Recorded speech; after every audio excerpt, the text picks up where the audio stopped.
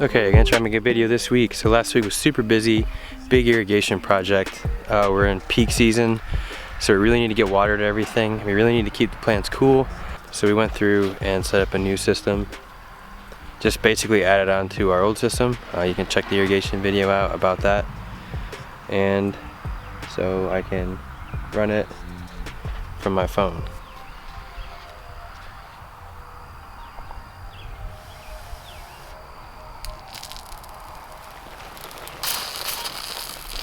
Took a second, but doing this and it allows us to automate.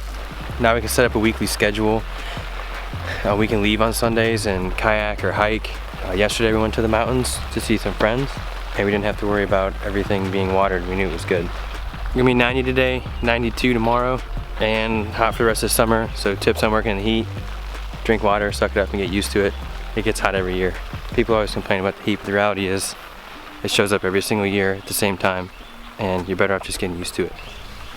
What up, George? Hey. What are we doing this week? A lot of stuff. I don't even know yet. Yeah, we have to walk around and figure out everything. Yeah, I mean, yesterday was a holiday, so we tried to take it easy. So we've been curing in the tunnel, and with the heat we've been having and the wind, the garlic and onions just need to get out of there and come down to the basement here. Here's all the garlic pulled and sitting here and getting ready to cure. So we're just gonna leave it here for like 2 weeks. It dries out, and then we'll cut the roots short. We'll end up cutting the stems to about here, like an inch above the bulb. It's 3,600 plants. I actually have like skin coming off my finger from pulling so many. So we just cut the stems off. All this garlic, stuff like that's really boring, but has to be done. Here's the onions in the trailer, cured. So we let them sit in the tunnel and dry. This is completely dry, and this part is closed up around the bulb to keep it fresh. So we'll just clean off the outside, cut the roots, cut this off, put it in a bag, and it's ready to go. What's up, George? Selling microgreen plants. Microgreen plants take a lot. I'm up to 66 a week. Yeesh. A lot. Trying to make room in a tunnel, so getting 2 totes of these harvested. Tori's over there harvesting cucumbers for a wholesale order. Super busy day today. We got the rest of the potatoes harvested. Those are all in here. So we grew Adirondack Blues and Yukon Gold. That's like a normal looking potato. And big thanks to Jenny and Lila and their family. They helped us clip all these onions. All those onions. This is the root cellar. That's just stacked full of cucumbers and tomatoes and garlic. So the basement's a nice stable temperature for us to keep all this stuff, and the root cellar just has an AC unit. We keep it at 60. Jenny and Leela are awesome workers. We did all the harvesting, and these beds are prepped now, so we're gonna do another succession of cucumbers here, and then this bed's gonna be carrots. We still gotta seed that yet today. So I recorded some stuff I don't know, 2 weeks ago or something when we started pulling the potatoes and onions. I was planning on making a video, but really didn't have the time. So I'll try and clip that stuff in here just to show that information.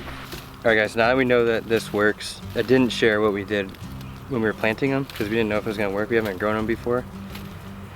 But we dug the ditch in the middle of the 30-inch bed, like, what was it, like 4 inches deep? And then the sweet potatoes that we cut in half, that's what they call it, right? Yeah. We put one every 12 inches, and then we buried it with the soil, and then we put leaf compost on top.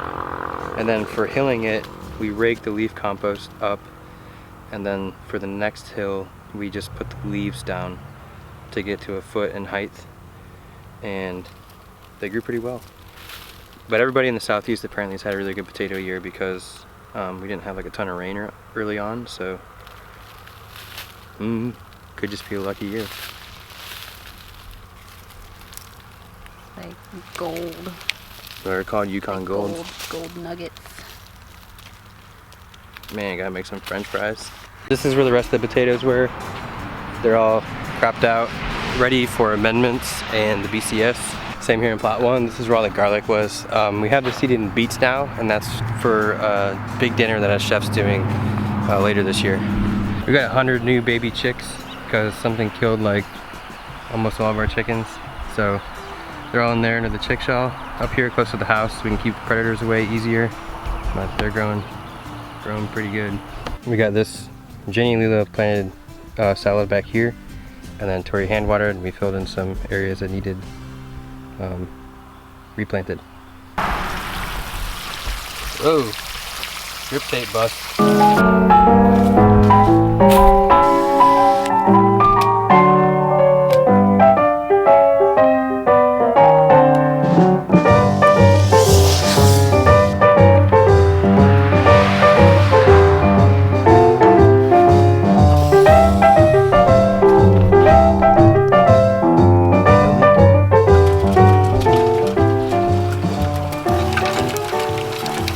Okay, today is harvest day.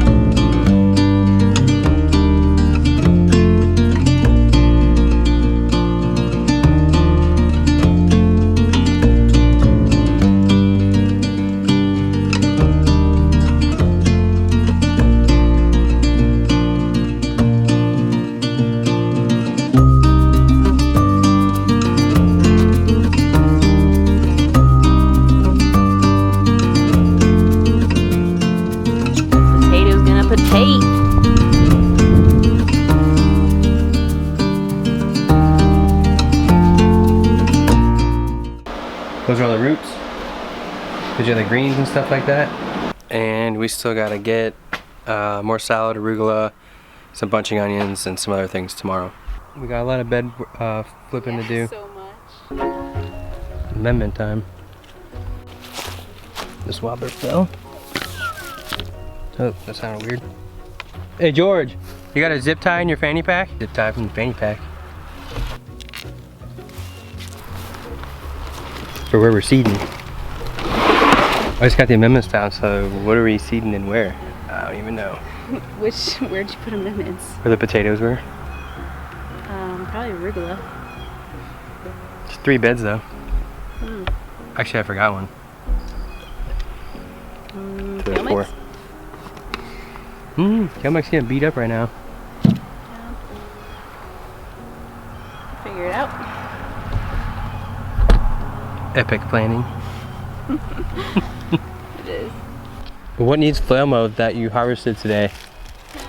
What needs flail mode that you harvested today? The turnip head lettuce bed, the gold beets, the last half of the red beets, the choke beets. The last half of red beets? Yeah, like you can kind of see where I stopped. Oh, okay. And the kohlrabi somewhere. That's in the tree plot. Yeah. Oh yeah, we can just. We can put head lettuce there. Yeah. Sweet. Okay. That's it.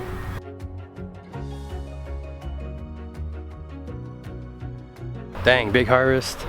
We immediately went to bed prep and got that done, and then released what we could. And then I went and got some stuff for micro irrigation. So I've been thinking about doing this for a while because we've been hand watering beds. Our soil dries out pretty quick, and we need to be able to water stuff realistically.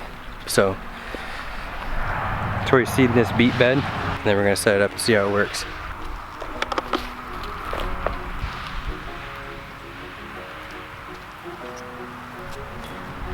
So this is what we just set up.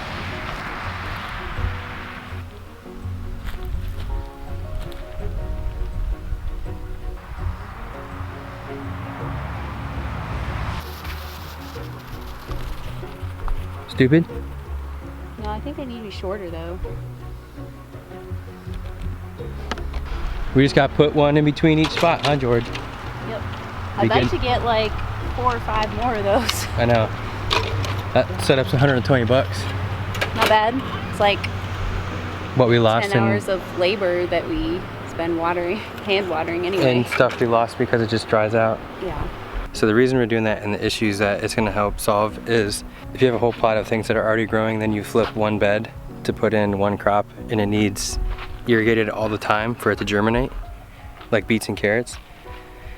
You can't just run the water all the time on the top, and we do use the tarps, but it's so hot and dry now that even after we use the tarps, we still have to hand water to get it established, and there's so many things going on. Like, you know, we harvested basically for 2 days straight, so that's 2 days that we're not doing bed prep and planting. So that allows us to irrigate one bed when we need to correctly. So if we were to irrigate that all the time, the rest of the beets in there would just be destroyed with Cercospora leaf spot. So one of the things that was helpful when Jason was here for the irrigation, we left our old setup. And so since we're only really going to be running that micro irrigation during the day when we're around, we can still use these stupid things, and we'll just hook a hose to it, and then the hose hooks up to the micro irrigation deal, and then yeah, we just set the timer, and if it doesn't shut off, we're likely to be around. That should help make things easier too. Hey George, how about having the irrigation timer running for the past few days? It's been awesome, and just knowing that it's going to work is amazing. Mm-hmm. Yeah, the tunnels aren't randomly dry or really wet. So reliability is huge. Yep. Delivery o'clock, time to go eat some barbecue? Yep. Busy day for farm pickups. Big thanks to everybody who came out. We got this stuff ready for tomorrow. And yeah, it was cool to see some people who watched the YouTube out today too. Pretty packed in there. Okay, packed for the market. Truck bed's completely full. Almost couldn't fit everything.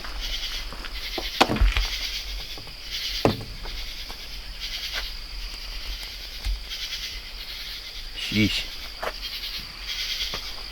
And there's stuff on the other side of that. It's getting kind of dangerous now. Oh, don't even shut. There we go.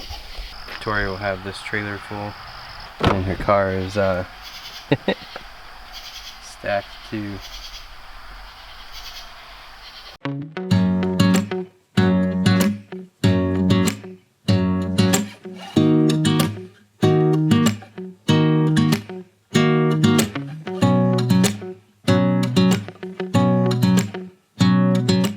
Alright, pretty good day at the markets. Yeah, what a week, wow. So tomorrow I'm taking a BCS, this one here, Pete's, to him in Savannah. We're gonna meet up. If y'all remember Pete, he came up here last fall. Dude, what's going on over here? What's up, dude? What's going on, man? Hey guys, Pete's here, he's flying the drone this morning. Dude, it's a little nippy over here. We're not in Florida anymore. No. We're gonna try and load this way. 4-wheeler for stability. Trailer ramp to get into the truck bed so I don't have to pull the trailer. And then in Savannah, me and Pete will just go tailgate to tailgate and we'll load it in his truck. Think it'll work? Yeah.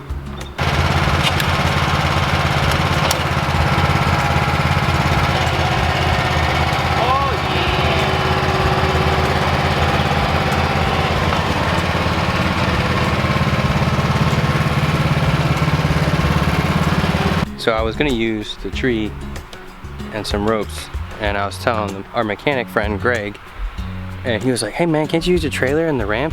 And I was like, that's smart. So thanks, Greg. Didn't really get a chance to edit that until today, Sunday, the following week, so that was actually last week. So we just went through another week, but it was insane busy. Insane amount of tomatoes, like so many tomatoes. But this week was good. It was the most we've ever sold. That's awesome. Some leftover tomatoes and some other things are going to a chef today, so that's cool. Big thanks to our customers and the restaurants and the chefs and the people that come here on Fridays. It's really cool. It's really cool to be able to do this. Yeah, summertime is insane. Okay guys, we're finally cool enough to get offered free clothes. What? To put them in a video. Does this make us cool now? No. I know. So. Especially not me. I'll never be cool. Yeah. You're pretty hot though. Oh, thanks. Okay, so they're from Sweden, right? Yep. I didn't talk to him really, Tori did. So it's outdoor stuff. Revolution Race out of Sweden. This is their rain jacket. And then I have on their hiking pants and outdoors pants. They're super nice. They have a lot of pockets. You can tighten them at the bottom. The rain jacket, I like that you can tighten the sleeves because I don't like when they go over my hands. So you can tighten them all the way. And then they have a really nice armpit zipper. So you can smell that BO, that's epic. You can breathe. I have that coat too. I got on the pants.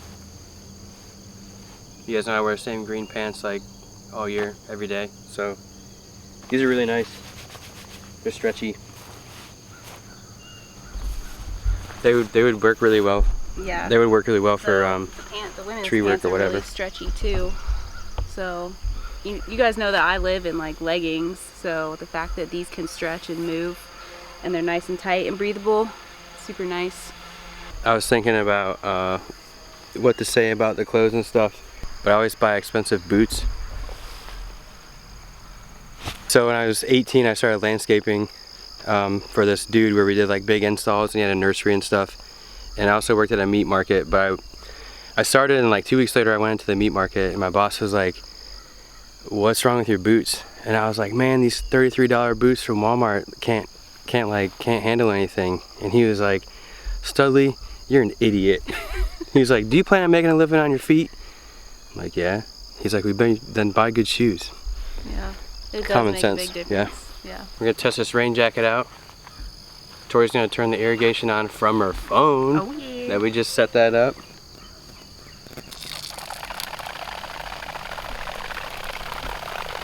Does it work? Pretty good.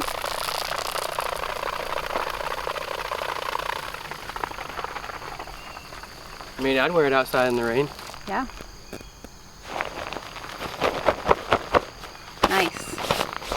So these people are out of Sweden and we're in North Carolina. So this is definitely more of like winter, all winter for us. Yeah, I was wearing this jacket when I was packing pre-orders in the cooler and it was awesome. Okay guys, check them out. Revolution Race. All right, so they have 10% off Amazon off these pants, the women's, Norwind, and Casey's pants. And Casey will leave that link in the description. If they're cool enough to reach out to us, they're cool enough to check out.